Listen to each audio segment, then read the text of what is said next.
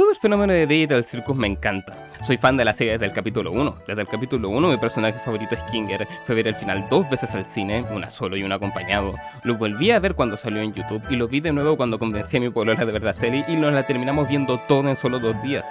Tengo un merch a la espera de que llegue y apenas pueda me compraré como mínimo estos 3 peluches. No, estos 4 peluches y esta libreta y quién sabe cuántas cosas más. Lo que estoy intentando decir es que Digital Circus en serio significó mucho para mí. Encuentro que es una serie la raja y creo que tuvo el mismo nivel de impacto en mi vida que Dead Space o Cyberpunk, y por eso me molesta la reacción negativa que tuvo gran parte del fandom hacia el último capítulo, quejándose de que dejaron muchas cosas inconclusas, quejándose de que no se le dieron las respuestas en bandeja de plata, quejándose de que las respuestas que le dieron no les fueron satisfactorias. Prácticamente o cumples mis headcanons y me das a detalle todo lo que quiero saber, o toda tu obra es una reverenda mierda. En serio pienso en Gooseworks y hermano, genuinamente me da pena saber que el proyecto al cual ella en su momento puso todo su amor fue una víctima de un fandom tan insoportable. Y ojo que digo todo esto siendo yo parte del propio fandom, no como un agente externo. Desde que salió el capítulo final en YouTube me dedico a ver las reseñas negativas y no las positivas para intentar entender por qué a la gente no le gustó el final. Y les prometo que por cada reseña que leo o escucho me queda más claro que muchas veces la gente en internet no se contenta con nada. Hay muchos puntos que tocar sobre las quejas de los fans, la gran mayoría la saqué de Reddit si les soy honesto, algunos con los que estoy de acuerdo, pero con la gran mayoría genuinamente me hace pensar que si la gente que vio la serie efectivamente vio la serie o se dejaron comer la cabeza con sus teorías convenciéndose a sí mismos de que son reales. Pero primero quiero hacer un pequeño análisis de la serie a excepción del capítulo 9 y contarles mi experiencia en el cine.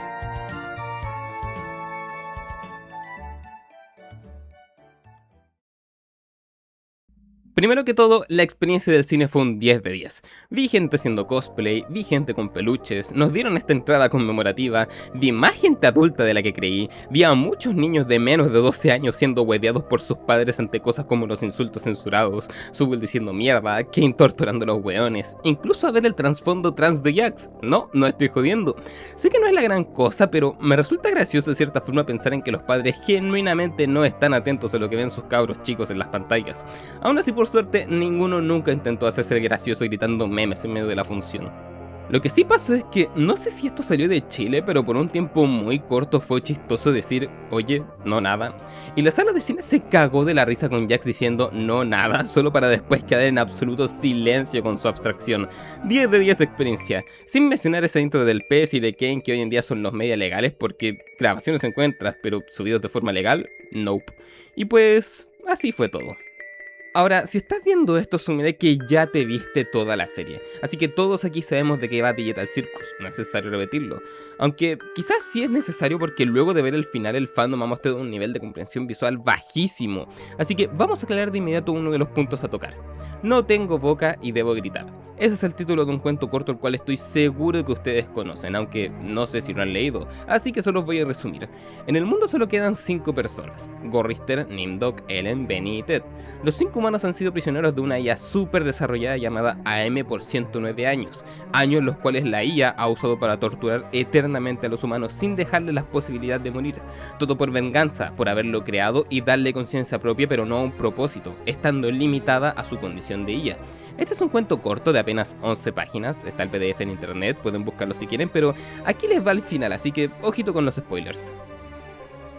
En un momento de desesperación, luego de no comer por un mes, Benny ataca a Gorrister para comérselo, pero el protagonista Ted ataca a Benny con otro señuelo y logra asesinarlo, hace lo mismo con Gorrister. Ellen por su lado ataca a Nimdok y lo logra matar, y finalmente los dos así logran liberar las almas de sus amigos de las torturas de AM. Ellen se deja asesinar por Ted y este queda solo. AM, impresionada de haber sido despojado de sus juguetes, tortura a Ted por otros 100 años, volviéndolo a lo que es ahora, una criatura parecida a un gusano, sin boca y con vapor donde antes estaban sus ojos. Este cuento es la inspiración para The Amazing Digital Circus, y déjenme recalcarlo nuevamente, es la inspiración, porque hay una diferencia muy clara entre estar basado y estar inspirado. Mucha gente quería que el final de Digital Circus fuera mucho más edgy, por así decirlo. Se tenían teorías de que algunos de los personajes serían incapaces de salir en circo en pos de ayudar a los otros y tal como en el cuento, pero desde el capítulo 7 básicamente nos dijeron todas sus teorías están mal, bye.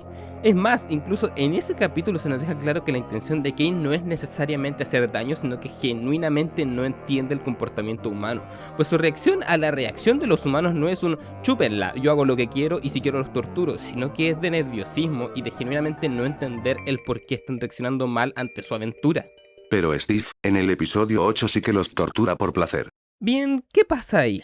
Kane es una IA creada para crear, creada para que los humanos disfruten de lo que él crea, y en un intento por cumplir con los deseos de todos, busca hacer aventuras que todos puedan disfrutar sin entender el por qué lo disfrutarían realmente. Y los integrantes del circo, cansados de eso, lo presionan hasta hacerlo llegar a su límite.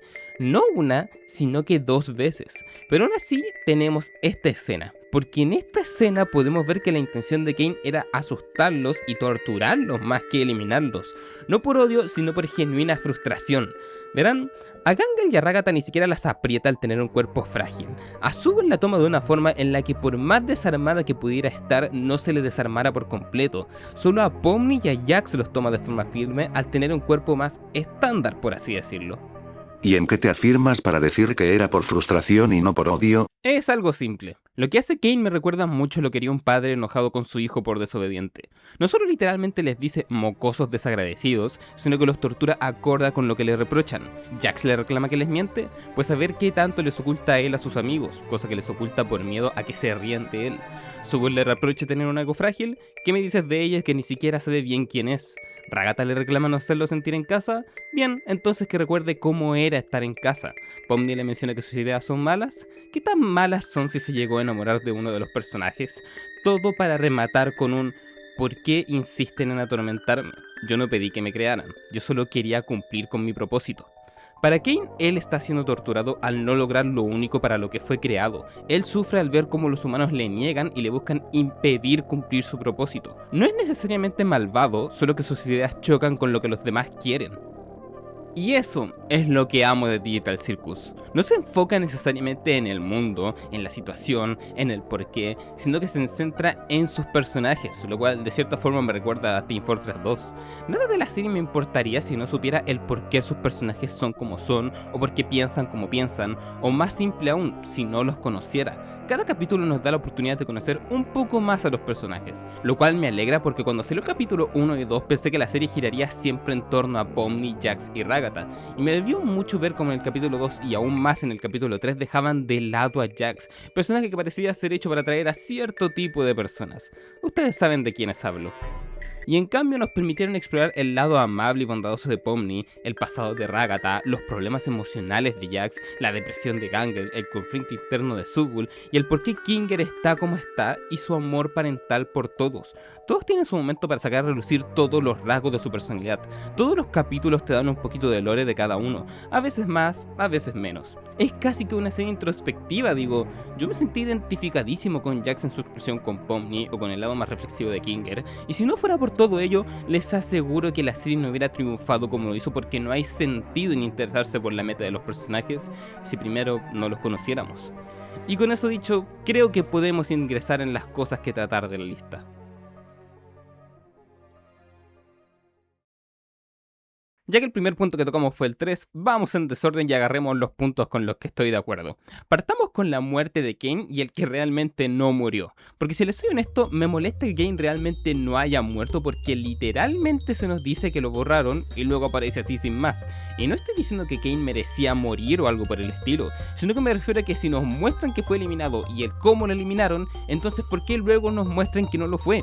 Hubiera entendido que luego nos dijeran algo como es que eliminaron a Bobble y como él estaba atado a Kane, él también se vio afectado, pero no, nada. No hay nada que se pueda inferir, no hay nada que se pueda leer de fondo para justificar aquello.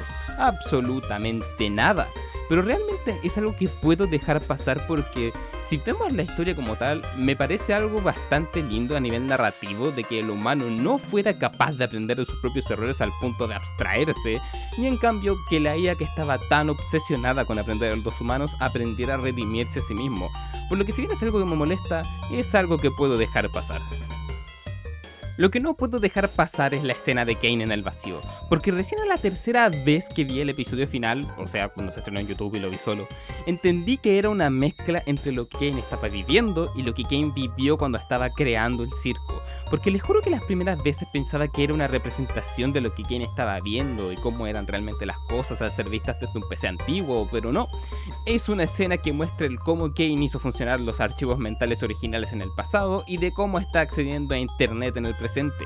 Y sí, una vez entiendes la escena está bonita y tal, pero weón, no podían encontrar una peor forma de plantearla. Te juro que estuve debatiendo un buen rato con mi amigo después de que saliéramos del cine del qué chucha pasó ahí y el por qué conche tu madre aparece Scratch. Y esa era la segunda vez que yo veía la película.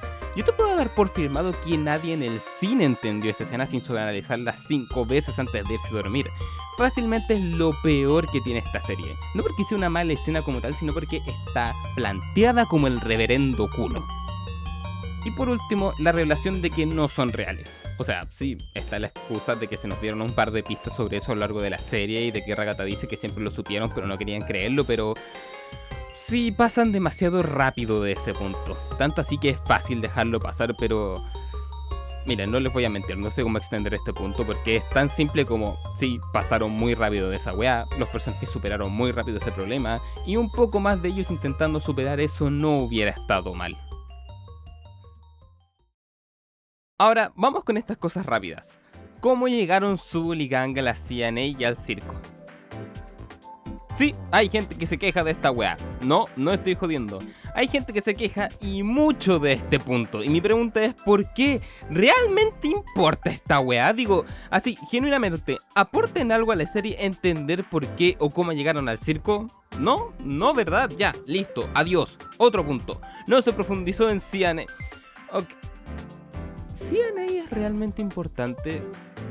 No, en serio, Digital Circus va de sus personajes, de sus interacciones entre ellos, su pasado, sus traumas y sobre todo su evolución como personas. CNA no es más que la excusa para decirnos esto pasa por esto. No parece ser algo en lo que realmente la serie quiera o incluso necesite profundizar.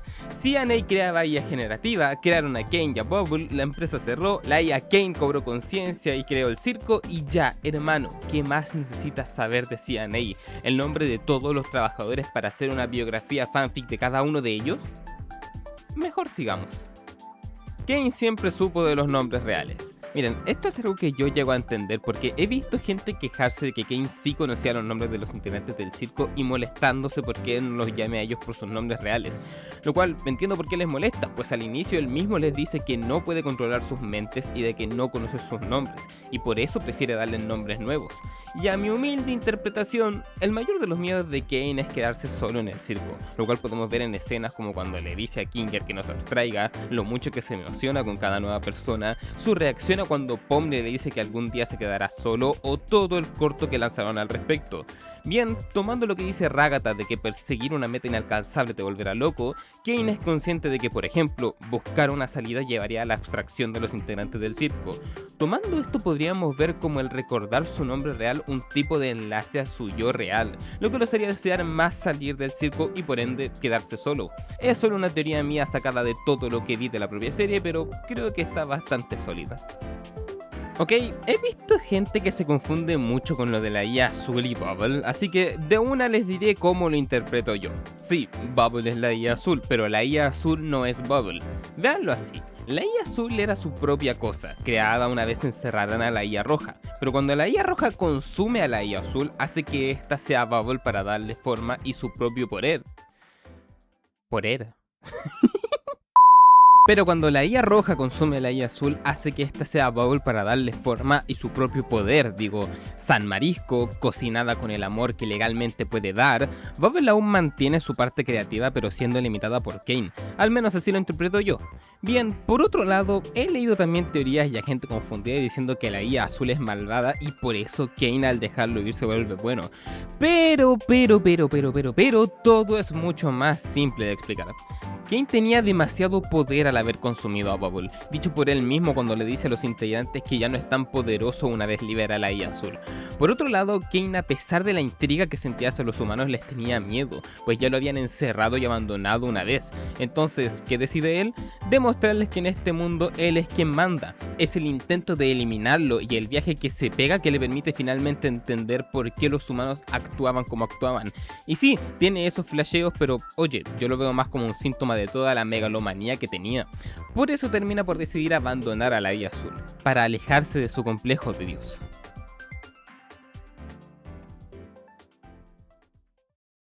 Bien, vamos con el personaje que al final nos dio a conocer, a Jax, porque oh sí weón, no puedo creer que hay gente que se niega a pensar que este weón es trans. Pero miren, vamos por lo pequeño primero, porque me acuerdo de un post que vi en Reddit sobre cómo se quejaban de que Jax se quedó sin hogar nada más por empujar a su madre y se alejó de Rivit por miedo a que ella les dijera a los demás que es homeless.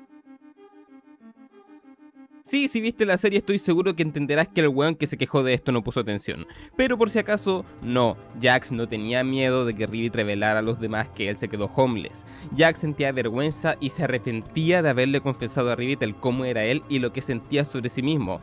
O sea, se avergonzaba de querer ser transgénero. ¿O de ser transgénero? Perdón, no entiendo mucho todo el tema LGBT y me confundo bastante con los términos, pero sé que ustedes me entienden. Por eso después se pone tan evitativo con Rivit y busca excusas baratas para intentar no tocar el tema, y esa apatía e incluso maltrato de su parte hacia lo que era entonces su mejor amiga es lo que la termina por llevar a la abstracción.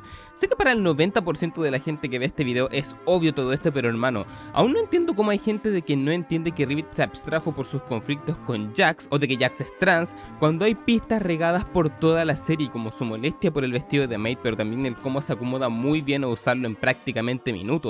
El término feto de polluelo a punto de salir de su cascarón, que he visto que es un término dentro de la comunidad trans, pero más que nada en inglés. Incluso he visto a gente teorizar que su constante agresividad hacia Zubul, Gangel y Ragata podría ser considerado como celos hacia ellas de sí ser mujeres, pero honestamente creo que eso ya es demasiado rebuscado. Volviendo al tema de Jax homeless, en esto voy a ser rápido, la gente no entiende por qué quedó homeless y... Mira, ¿sabes qué? Genuinamente me estoy enojando un poco haciendo este video, así que a ver qué nos queda. Abstracción como suicidio, aunque eso es más teoría que otra cosa. La insatisfactoria abstracción de Jax.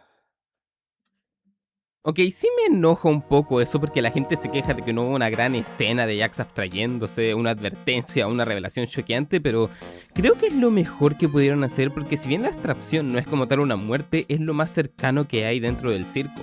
Y si hay algo que absolutamente todos sabemos es que cuando alguien fallece no te lo esperas. Sí, hay situaciones y situaciones, pero la abstracción de Jax y la de Rivit, ya que estamos, puede ser comparado con un suicidio, pues ambos poco a poco empiezan a alejarse de sus seres queridos, dejan de intentar hacer cosas y tú sin siquiera haberlo pensado, ya se fueron.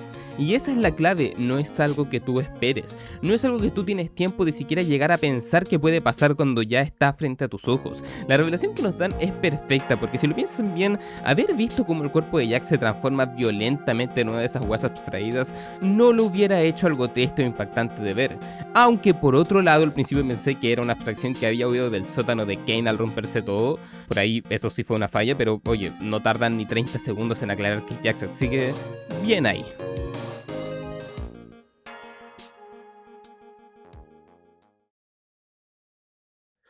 Por mi parte, el final de Digital Circus me pareció un sólido 8 de 10, al igual que toda la serie. Es una serie la cual reviéndola es algo floja hasta como la mitad del capítulo 2 y de ahí en adelante no hace más que subir. En el último capítulo tiene sus bajadas a veces, como que este es prácticamente llanto el episodio, incluso la escena con la música épica mientras ven a sus yo reales, la cual me parece demasiado corny o cursi, pero así mal. Pero en general me gusta cómo concluye la serie y siento que todas esas preguntas que no se resolvieron son mayormente cosas que no tienen gran relevancia al final del día, o cosas que directamente el fandom no entendió bien.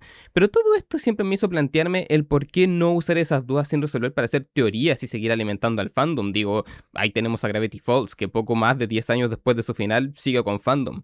No tanto como antes obviamente, pero sigue.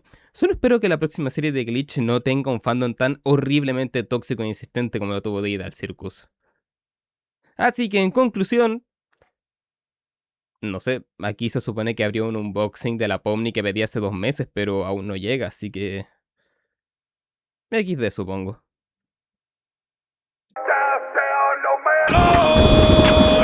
Por la compañía de mí, yo sé que fui lo peor, y tu mano se hace feliz, me voy a estar de casa tarde.